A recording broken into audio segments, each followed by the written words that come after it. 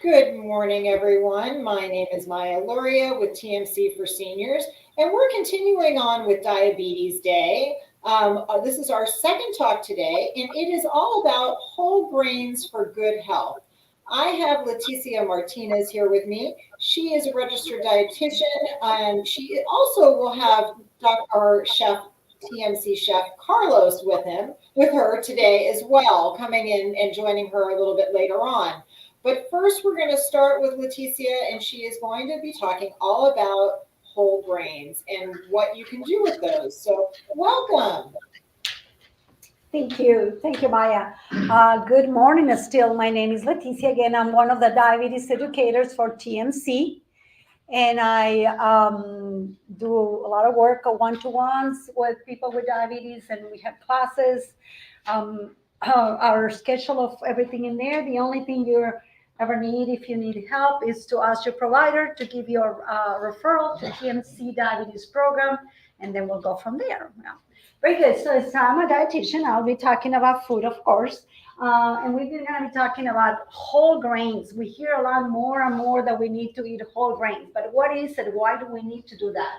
So I mean, so hopefully we'll go through that. So what are whole grains? The grains are seeds, officially, are seeds of plant called cereals. That's where the word for cereal comes from. That's what it originally is. Some of the most common that we know is gonna be corn, rice, and wheat. A lot of for especially on cereals and things like that comes from wheat. Some seeds of non-grass plants, they are called pseudo cereals, are also considered whole grains, and that will be things like buckwheat. Kind of interesting one because there's the word wheat on it, but it's not. It doesn't have wheat. For all those who are gluten sensitive, actually, you can eat buckwheat, quinoa, and amaranth. I think quinoa is very well known for most people, but buckwheat and amaranth probably not as much. I come from Mexico. We use a lot of amaranth to do cookies and lots of different things that we do with that. So it's good. Whole grain kernels have three parts. One is the bran, and then the endosperm is the bran is the hard outside shell. That's what it is. Okay, it contains fiber, minerals, and antioxidant. Antioxidants are things that prevent us to oxidize and prevents. There's a research that leading to preventing cancer. That's what we want, antioxidants. And then we have the endosperm is the middle layer of the grain. That's the one that has most of our carbs.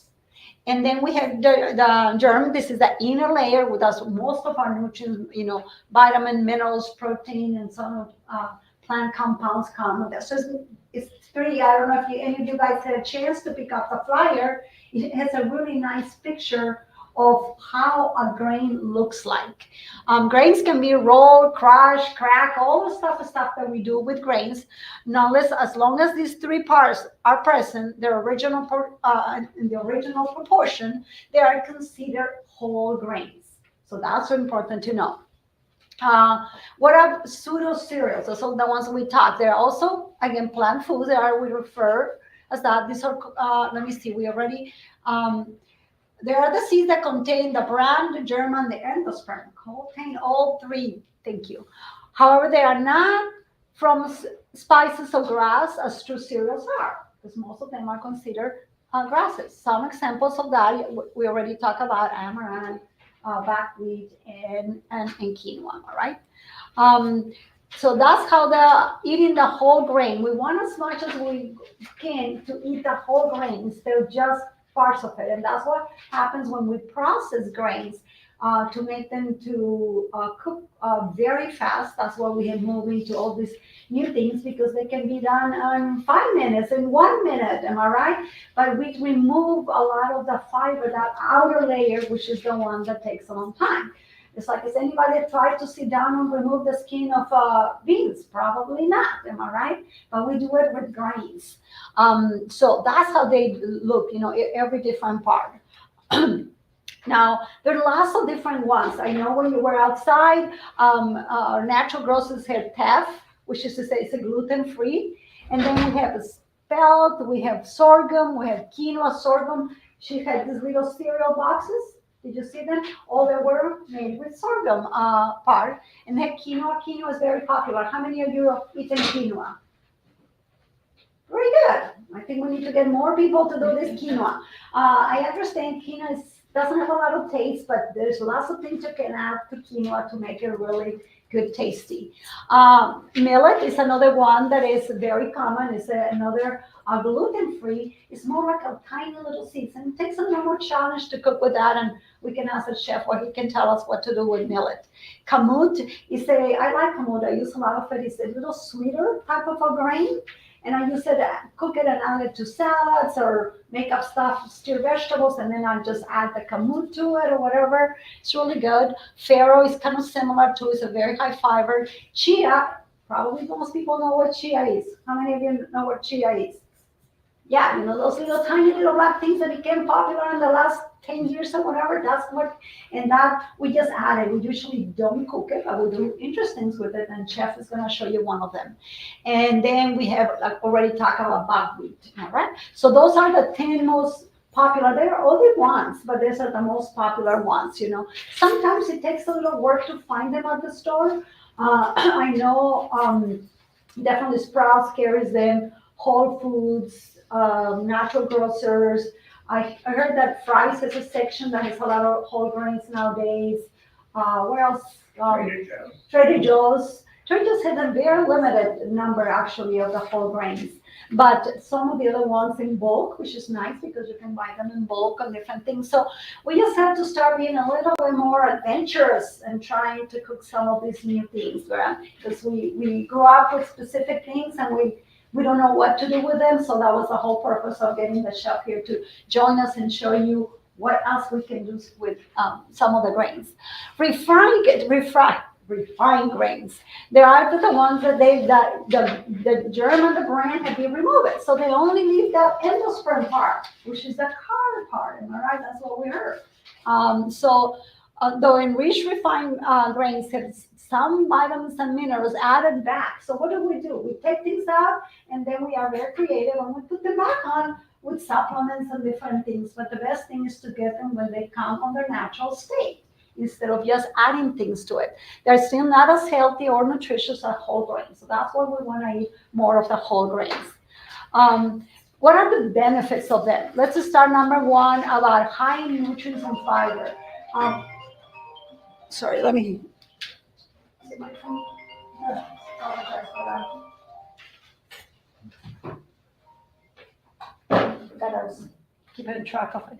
Anyway, very, very high. So how many of you, the doctor told you need to eat more fiber? All of us, am I right? All of us, we need to eat more fiber.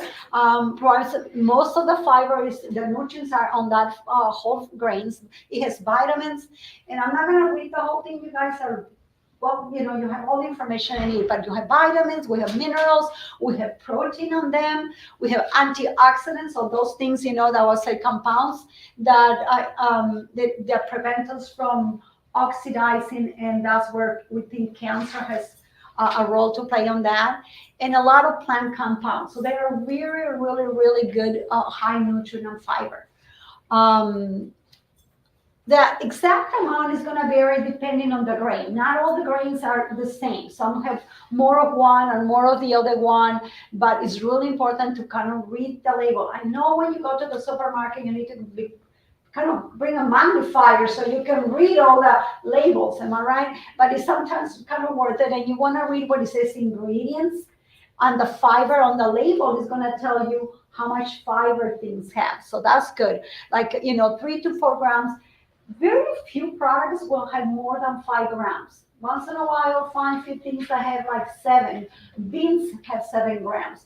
Now, what we're doing nowadays to food is we adding extra things. Like I'm Mexican, of course, I couldn't give up my tortillas, so I buy these new low-carb tortillas.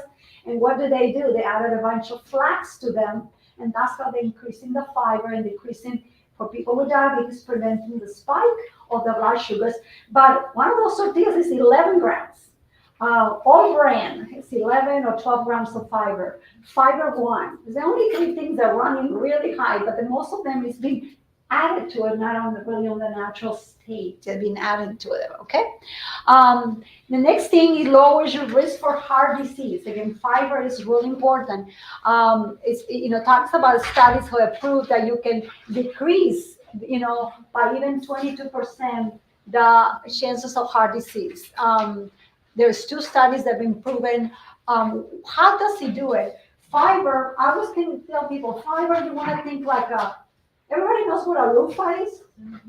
So when you have foods that are high in cholesterol or fat, that fat attaches to the loofah and it doesn't get all absorbed. And that's kind of simplified way of why fiber helps with heart disease to prevent the absorption of some of the high fats that we eat. There's, like I said, most of the studies learn different types of fiber when they done the studies on heart disease, but we still know that. So eating high fiber also helps you prevent heart attacks, strokes, and things like that.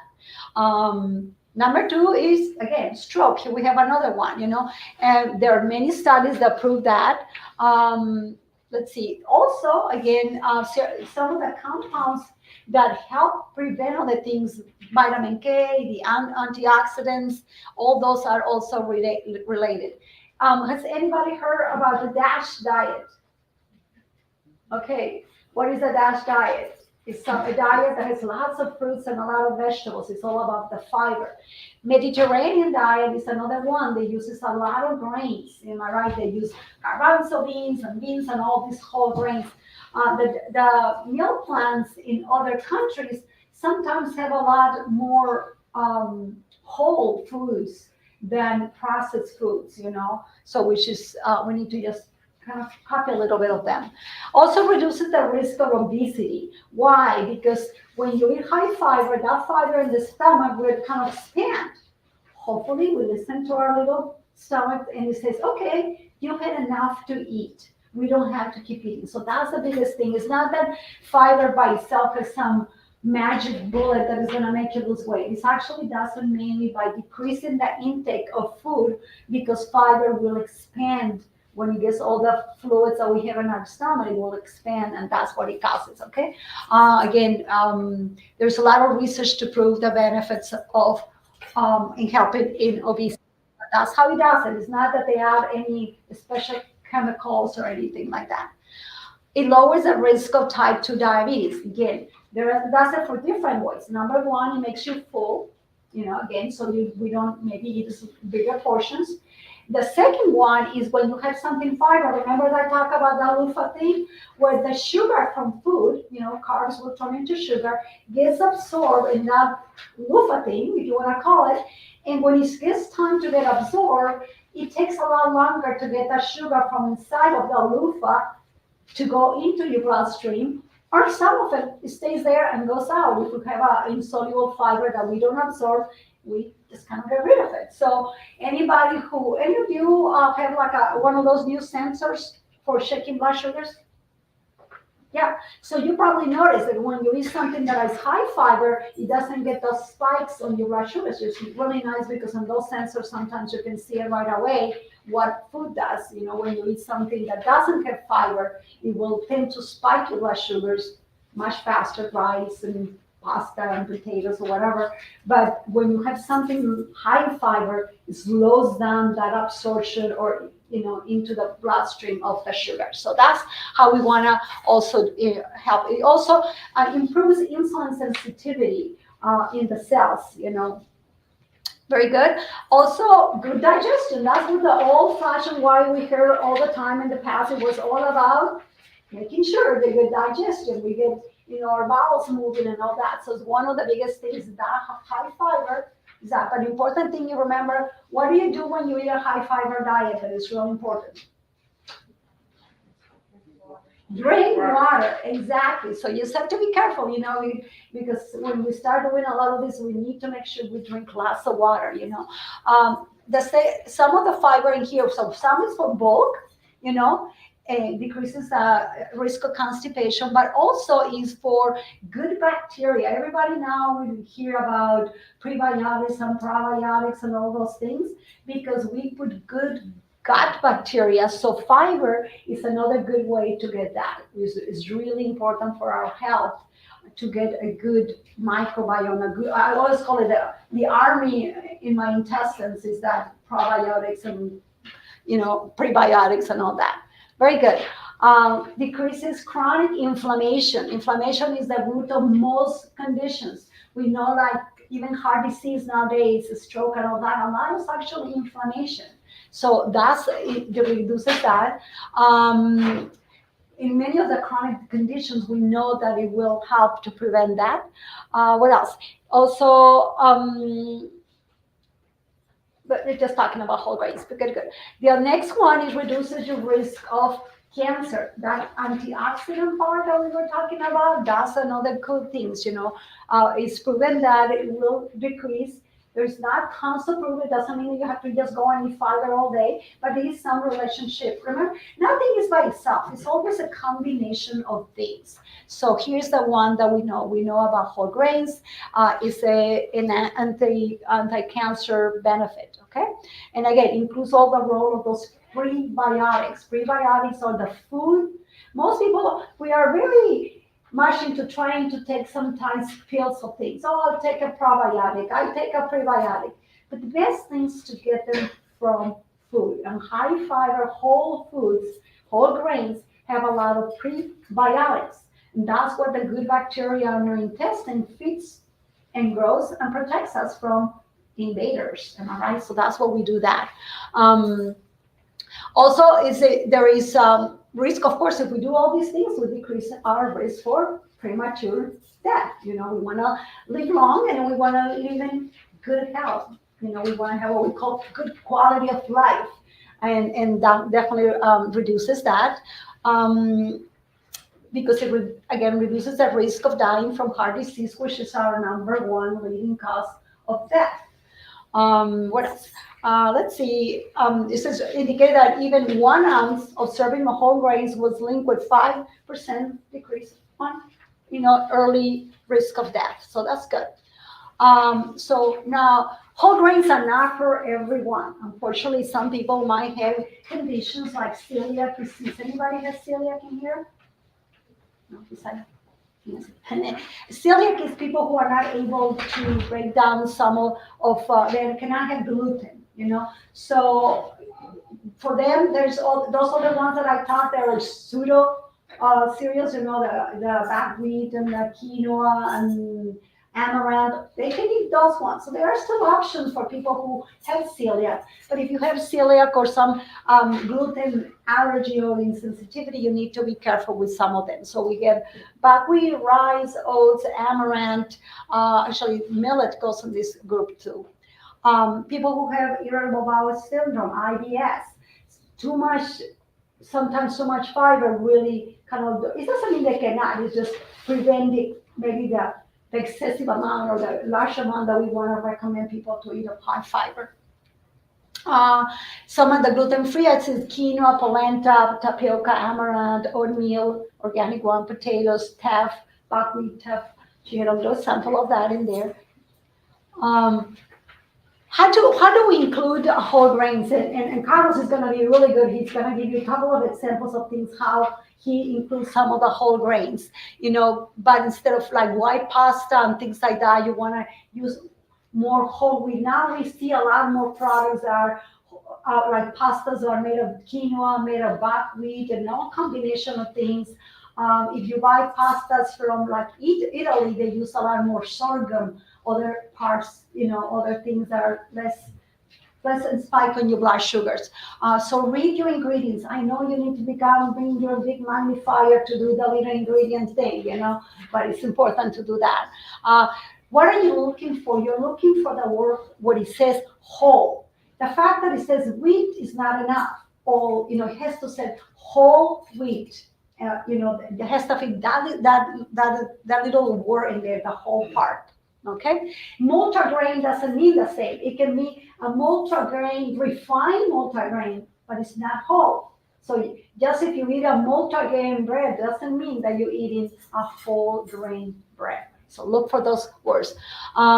So you can do it many different ways. You know, you can sprinkle it. You can air popcorn. She was telling me that I think at Natural Grocers they have buckwheat that is a popcorn or some other new popcorn that they're doing. So do that. I cook them just like I make a big pot like on the weekend, and I use them in different ways as I go through the week. I may add it to a salad. I may saute vegetables and add it to my grains or whatever. So that's put it like in soups instead of using rice and potatoes all the time. You know, risk it. Use some of these small grains. Try them.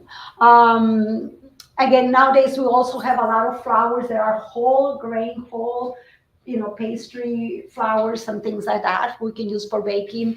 There is a lot of now stone ground corn tortillas or those new tortillas that are, like I said, they added flax to them. So beautiful. You'll see how, look at this, how beautiful this looks. So, they're really good recipes. Sprouted grains, that's the other one that we sometimes see. Sprouted grains are just the seeds of those whole grains, and they sprout them, they put them in containers, and then people use them to add them to salads or they make breads from sprouted grains. I like buy sometimes these tortillas at Trader Joe's. They're all with the sprouted grains. They're really grainy, really kind of different texture. So they have a process to do this one. So they are really good. They grow in an environment of water, usually moist more than anything. And so they can be, some of them eat raw, some of them eat cook, different ways. So try also sprouted grains are very good. Here are some examples of the things that we have. Quinoa. It seems like most similar. Most people use it. I know quinoa by itself doesn't have a lot of flavor, but you can add it to things or put things. I said, I'm Mexican. I fix everything with cilantro and lemon. All right. So that's how I taught my daughters how to eat quinoa, when they put lemon and cilantro to it, and then slowly they got to it. Wild rice, it is another really good one. Sometimes you see combinations of like whole grain with a wild grain mixed in the same bag or made or whatever. So they do take a while. That's why most people don't like to use whole grains, because they take a while to cook. But now we have Instant Pots and all those crazy things that we can cook anything faster.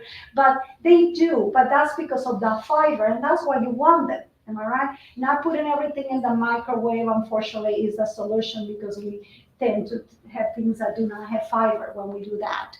Amaranth, like I said, in the United States, they don't use it a lot. Sometimes they use it in cereals. Like I said, some places they use like a little cracker, like little wafers made of amaranth. That's how we use them in Mexico. Very high in protein. And so there are other things that we can do with amaranth.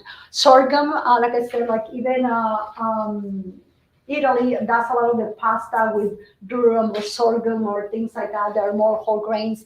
They do take a little longer. See, all of them uncover for 50 to 60 minutes. So they do take longer to cook. You have to remember, teff is another one. Cooks a little shorter, 15 to 20 minutes you cook it. You have to try them, some of them, because it's sometimes easy to overcook. Farro, it takes around 30 minutes. Like I said, I use, one of the ones I use a lot is farro and kamut. I use them quite often and adding them to salads and making like a risotto, things like that with it. Black barley is what Chef is using today, am I right? So I didn't know about it. Actually, he introduced me. He told me about it. So we see barley, but there is something as a black barley. It's a very, again, high, has a nutty flavor and kind of chewy texture. It's kind of black and purplish. What else was that? Very high in fiber. So that's a good one. You can see all the nutritional value of it. Bottom line, whole grains are good sources of protein. They have protein. But if you have diabetes, don't tell me that your whole wheat was your protein. No. It's still your carb, but it has protein. It's like beans. They are high protein, but you still count them as your carb. Sorry, that part. Yeah. Have a lot of vitamins and minerals. Let's say you can add them to things. You can cook them by themselves. You can put them in soups. Many different ways to do whole grains. I think you saw some of them. Again, when you look at things like bread, you see that difference. It says 100% whole grain. That's what you're looking for, not just multi-grain. It has to be 100%. Like I said, black barley, amaranth, millet, all these beautiful different things. And yes, you might have to work a little hard to find where it belongs. Okay? We'll let Chef go.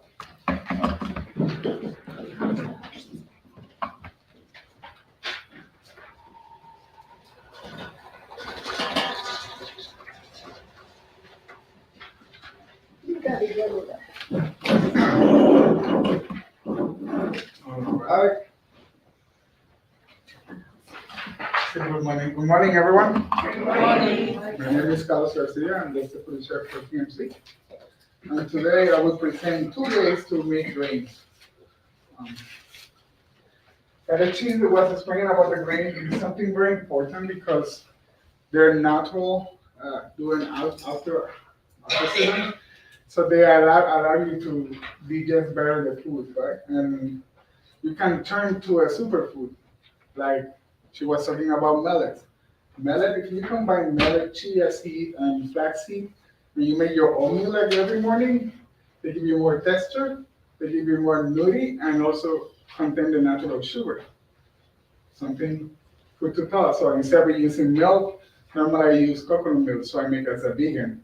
So I've cut the sugar for the milk because the milk contains sugar, right? So it's something different, and then you add something as a food like a blueberry, and you have a superfood oatmeal. So it's so many ways to use it in incorporate. Like even the quinoa, you can incorporate in the oatmeal too as well. So you give it something crunchy to the oatmeal. Right? I use a lot of quinoas in salads. What I do, I put some olive oil, some lemon zest, and I toast it in the oven, and then you make your own salad. Instead of using croutons, that's your crunchy part. So, and it will be another elements of flavor, bold flavors in your own product. Today I make a chia pudding and also I make a kind of chicken bowl. And I use the black barley. Why did I use the black barley? Because it's contain vitamin B, E, and potassium. Right? I combine with chicken. Everything is like local, right? So when you go to the store, I try to go, even Walmart, you can find black barley, Albertson, in everywhere. So it's something easy that you can reach in any place and make a meal. So that's what I try to do. I just went to the store, I said, okay, I can use this, and this, and I make a meal plan. And I use whatever we have always here. So we have tomatoes, we have cucumbers, right? Onions, beans. So I enrich the plate. So in my chocolate chicken bowl, I put the black barley that I braise. The barley take a little bit long time, right? Normally the ratio is 3:1, but if it's organic product, it will take a little bit more liquid. So I would recommend to add maybe 2 or 3 more cups. And when I cook with bold flavor. So I start always with a celery, the grain. So when you see the grain, you accelerate the process to cook it. And you continue adding flavor, right? So I add my stock and I cook my grain until it's done. And I chill it. You can chill it and use it the next day, or you can use it the same day. You put a little bit butter at the end with a little bit fresh herbs, parsley or chive, so that way intensify the flavor. And on my chicken, I marinate with achiote, where you can find in the store as well. And I put just cilantro, some fresh orange, lime juice, and I grill it. In case you cannot do a grill, you can do saute. You take your pan, you put pan-seared your chicken breast, or you can even bake it, right? For the relish, it was easy. I just cut cucumber fresh. I put some tomatoes. I use the colored tomato that looks fancy in the store, right? I use that kind of tomatoes, and I put some lime juice, some extra virgin olive oil, and add cilantro, and I put my beans.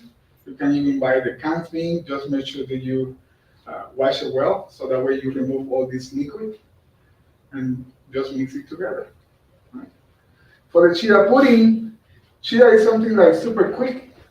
So that's a good thing when you use, so barley take longer, chia is quick. So what I did, I put some coconut milk, I put some vanilla, I put cinnamon, mix it, I put my chia, and the ratio is 3:1. So if you put 3 cans of 15 ounces of coconut milk, I would put 1 cup of chia seed. Let it set. I did it sugar-free. I use a product that you can use sugar-free sugar like the sweeteners, but I use one that I like it, and it's called Serve. Serve is a kind of sugar that is almost like a malt sugar, but it's a high-temp sugar, so you can make even a baked dessert. You know, sometimes when you use a Splenda or Activia, when you bake, it always tastes like funny or chemical, right? So that type of sugar is better.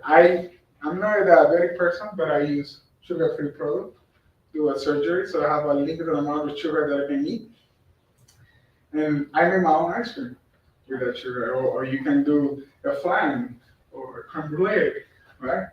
But in this case, I just sweetened it with the coconut milk, and it was an easy process. I put my coconut milk, my lime zest, I put my vanilla, cinnamon, I put my sugar, and then I put the chia seed and leave it in the fridge. And the very next day, I just serve it. And you can, when you play with coconuts and this natural fat, I use something to cut through. That's what I use the raspberries. So you have the acids from the raspberry, and then you put some crunchy coconut toast, and you can put kiwi. And again, when you put kiwi, now you go to another level and a kind of superfood food. You can use blueberry or blackberries. All right? So I will show you what I make, and I will plate it. Everything is already pre-done because it takes time to make it. Right?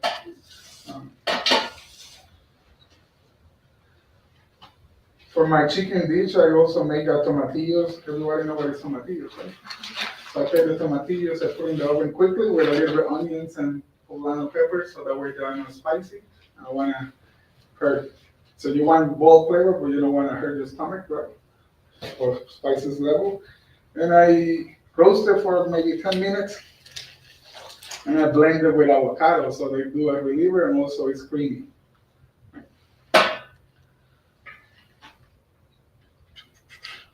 So this is my salsa verde, basically, but it's a little bit thick because I thick it with avocados. So you can put like kind of circle, you can plate it the way you would like it. I like to do a circle because when I eat, I just mix it all together, right?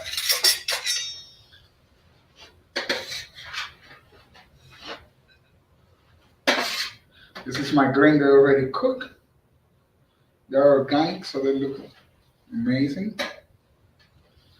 We'll put your chicken already cooked. This is my salsa that I made with the cucumber, pinto beans, and the colorful tomatoes.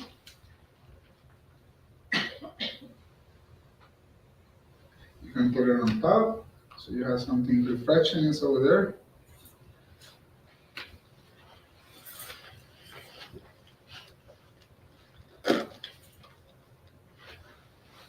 And I put some greens. You can use even salad in your home, like a mixed green if you want.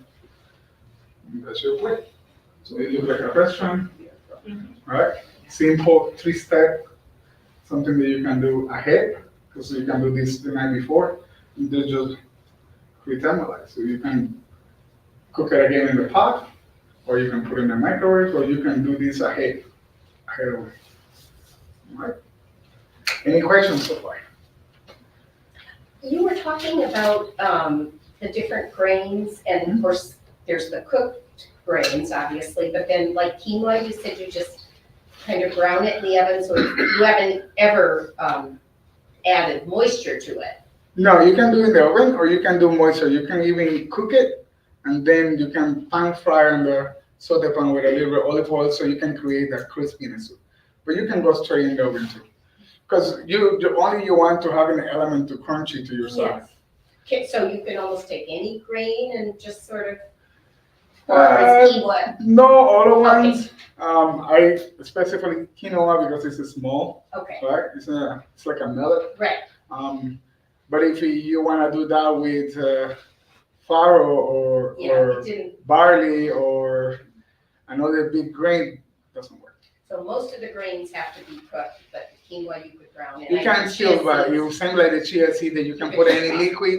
You can take the chia seed and you can make you can take watermelon or honeydew and make an aguas fresca. So you put you take the honeydew, blend the natural juice and you add chia seed and you can make that's what you can see now in every store now. So you have a nice chia and you can drink it without don't get it cold or but yeah, so mostly all the grains should be cooked. Okay, And also you can do in a step ahead. You know that on Friday, I want to cook farro for me, right? And I want to do a farro risotto. Let's say a farro risotto like a chin and chin. Everybody thinks because we need to use our butter, you can use any type of grain to do a risotto. I will cook it, I will sear with my onion, my garlic, I put my white wine, I put my stock, cook it the whole grain to part 3/4, put it in a cheese tray, so put it in the fridge. And then on Friday, I put my grain. My invite is coming at 6. Put it off on the fridge, and I put a little bit more stock. Put my grain, cook it, and then I added a little bit butter, a little bit Parmesan cheese, some fresh herb, and this is your risotto. And you can serve it with chicken, beef, whatever you prefer. And you can do that with farro. You can do that with quinoa. Quinoa is tricky because they cook faster. 5-7 minutes depends of the portion. They cook faster, but barley you can do that with barley. You can do with anything like grain or even wild rice. Can do a nice wild rice with the whole grain, so it would be easier. But you can plan ahead. You don't need to do the same day because sometimes the same day. Like for me, I made this prior to here, so I can get it ready and then I just fire. Any other questions? What was it sugar substitute you said you liked? Serve is Can you spell it? SWE. I'm very bad in spelling. I'm from Puerto Rico, so English is my second language. Serve is SWERVE. And they come in 3 types of sugar of those. They have brown sugar, they have regular sugar, and they have confectionery sugar as well. Thank you. and you find those at Walmart and? Walmart, Albertson. I just buy in Albertson the other night that I went. This is a sugar that I use in home. Amazon have it. If you don't want to go to the store, you can order it. It goes delivered to your house. Is that package new? Is current? To be honest, I don't know if it's new. I can tell you that during the pandemic, this was the time that I was spending a lot of time in my home, and I do a lot of experiment. And I was searching on the aisle of sugar free, and I really don't like the Activia or the pink sweeteners. So it was tough for me to try to make my ice cream because I'm used to eat Haagen-Dazs ice cream and I cannot eat it anymore. So all this keto ice cream always for me doesn't taste right. And I was looking for something and I found that. Have you tried monk fruit and Truvia and others? And you Yeah. found it's working? Monk fruit is very good. It's a good natural sweetener. I just prefer Swerve, but you can use that. Well, I just and I wondered use if you had also- tried the others and you found Swerve was the best. In my palate, yes. Yeah. Especially because if I want to do cookies in a high temp, it doesn't change the flavor. Cookies, or I do a lot of stuff sugar free, like my ice cream, my cookies, my cakes. So I use that. Like if I want to do a creme brulee, I do it sugar free. If you taste it, when you taste it today, all these, you will see this is vegan and sugar free, and you wouldn't notice. Right? You have even maple sugar free syrup. Okay. They're really, really good, especially when you make candy nuts. Any other question? I have one more. Some of these whole grains, I know sometimes you can buy them as flour.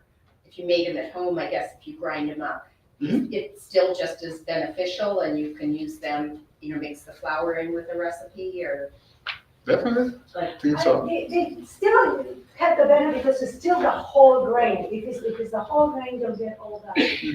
Yes. It's only when you buy them and they're partially refined, Okay. that's where the problem comes because they probably took some of the layers of the fiber. Okay. But you probably have to play with the flour a little in a baked good. Well, See what, Yes. not necessarily. Like when you eat gluten-free, you're using almond flour. The only advocate when you use almond flours or these gluten-free flours, they always tend to be a little bit more dry. okay. So you need to add a little bit more butter. Like I have a recipe for a pecan snickerdoodle cookies that I don't use syrup, but I use something that is a sugar substitute they call sorbitol because I do a big batch in the hotel, and we use almond flour, and it came perfect. It's just play with the fat. Actually, for Lupita, so I've been trying to do more low carb. How many carbs do you think we should have a day if we're going to use like MyFitnessPal or something to count the carbs? Unfortunately, that is very individualized. I wish I can have a cut-off formula that fits everybody because it depends on your metabolism, depends on your blood sugars, depends on many, many things. Unfortunately, the best way to do is prick your fingers. So you've checked your blood sugars before, and then count your carbs. Okay, I did 15, or I did 30, and then I check my blood sugars 2 hours after, and then I can see what it does. Because we are all different, we do different physical activity, we do all these things, so it really, really varies. I would say I've been trying to do that for 30 years, trying to come up with the perfect thing for everybody. It doesn't work, so I just give it up to the meter. And what would you look for when you prick your finger before and 2 hours after? I mean, the goal is before meals to be between 80 and 130, this according to the American Diabetes Association. And after meals, it shouldn't go more than 180. So we'll do some online questions real quick. Yeah, sure. Before we go back to in-person. Uh-huh. Or are you done? Did you No, talk no. about the, oh, you're still going? No. Do you have a question for me or? Well, they were for Letty. We weren't sure if you were done or not yet. He's gonna, sorry. Okay. We'll do, while he's serving, then Okay, we'll do perfect. some questions for you. You'll stand in front of The camera here, there. Hang on. So Leticia, I do have a question for you. I wanted to check on what are good options to include for whole grains in your diet if you're shopping on a budget. I know sometimes, things can cost more. I don't know on these grains, are they more expensive? Are they an economical choice for folks? Actually, grains, that's the nice thing about grains. Grains are not a lot more expensive. They are very inexpensive, and beans are very inexpensive.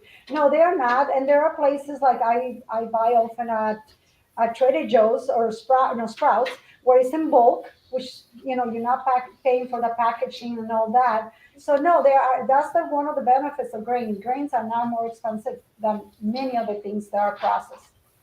Okay. And what are some of the common, and this may be for Chef Carlos, I'm not certain, what are some of the common cooking mistakes with quinoa or amaranth that people need to be aware of? So some of the what? The common cooking mistakes Cooking when you're mistakes. using quinoa or amaranth. Those Okay, quinoa and amaranth, they're seeds.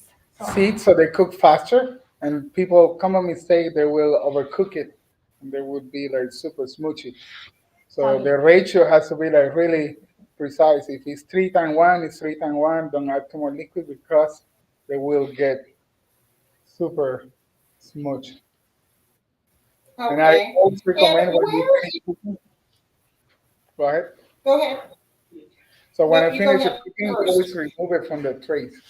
and put it in a flat tray so that way the area complete. So what was your question again? Okay. I have another question that just came in asking, where in Tucson can you get good wild rice? Wild rice, I get it at Trader Joe's, I get it at Sprouts, Natural Grocers, because that's where I go, but I'm sure you can find it at Walmart. Albertson, and Walmart, Amazon, especially Okay. the Minnesota one, which is one of the good brands.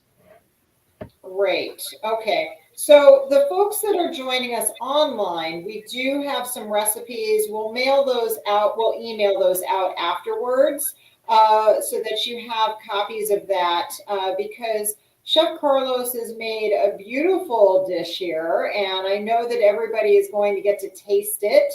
And I don't know, maybe Jen, I know you're in the room. Maybe you can just bring it up to the camera so that people can see the achiote chicken bowl or that he's created. And there's also the chia seed pudding, which is wonderful as well. And it looks just absolutely beautiful presentation. So I just want everyone to see it because he did such a nice job with it. And I very, just a nice little portion, great little taste for everybody. If people are interested in learning more about the diabetes program, Leticia, let's just share with them as well what they need to know. I know you offer several classes over here. Most of them happen at TMC for seniors. So we do have Journey for Control, and then your diabetes team meets here several times during the week. Can you just share a little bit about that as well? So the diabetes program is a accredited American Diabetes Association accredited program, and we have what we call 10 hours of content. So first is a one-to-one for like around an hour, and then we have 9 hours divided in 4 classes of 2 to 2.5 hours, where we try to cover as much as we can to give you the tools that you need to try to get your blood sugars on target. And then we have another program.